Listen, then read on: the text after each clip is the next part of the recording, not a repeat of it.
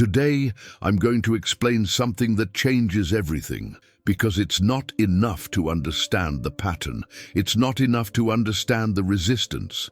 It's not enough to understand why you give up when you're close to changing.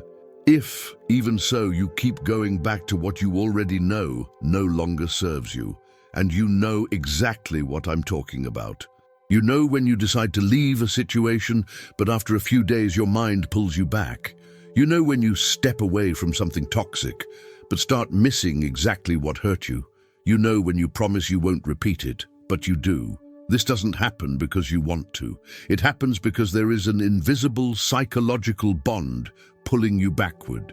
And today, on day 4, I'm going to show you what that bond is and how to cut it with awareness. I once met a woman who said with complete conviction, "I'm over it. I already understand it. It doesn't affect me anymore." But a few days later, she was exactly in the same cycle. When something hurt her, she said, "That's it. I'm done." But all it took was a little time to pass, and that behavior she swore she would never accept again started to feel less serious. She forgot the pain. She forgot the difficult nights. She forgot the emotional impact, and remembered only the few good moments. And then she went back. When I asked her why, she said something many people feel but can't explain. "It's stronger than me." And she was right. Because going back to the past is not a rational decision. It's an emotional movement. And very often it's physical. She didn't go back because of lack of self-love, nor because of neediness, nor because of weakness.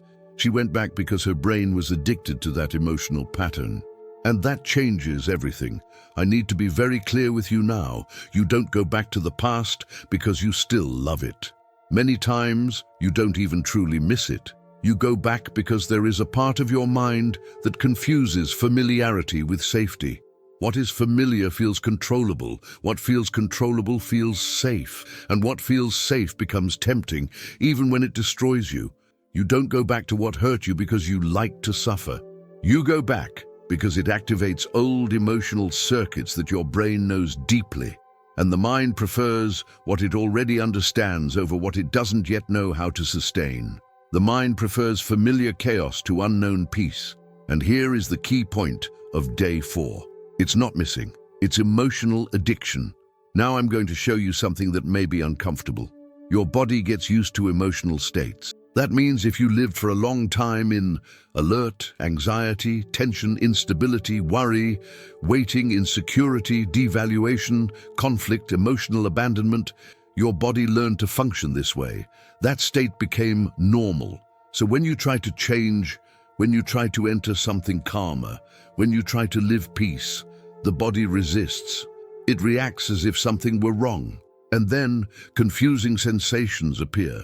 Missing what makes no sense, the urge to go back, selective memories, idealization of the past, the impulse to reconnect, the need to relive something old, a sense of emptiness, the thought, just one more time.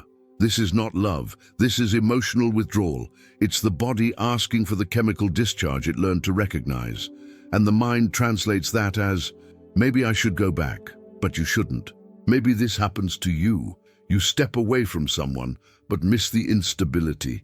You change a bad habit, but feel drawn to the old one. You leave a toxic environment, but feel the urge to check how it is. You cut contact, but catch yourself revisiting, stalking, remembering. You choose something better, but the old calls you strongly.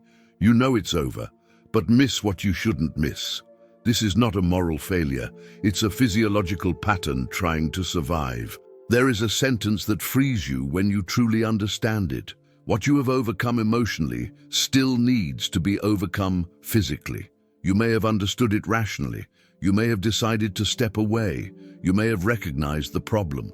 But the body is still conditioned. That's why it hurts. That's why it calls you.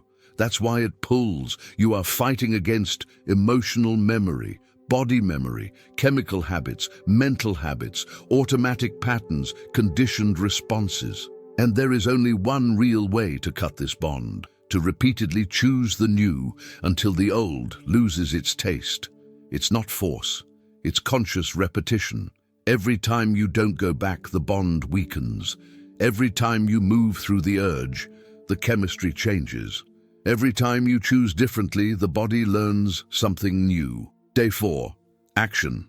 Name the bond. Take a piece of paper. Write honestly, what exactly from the past is still calling me?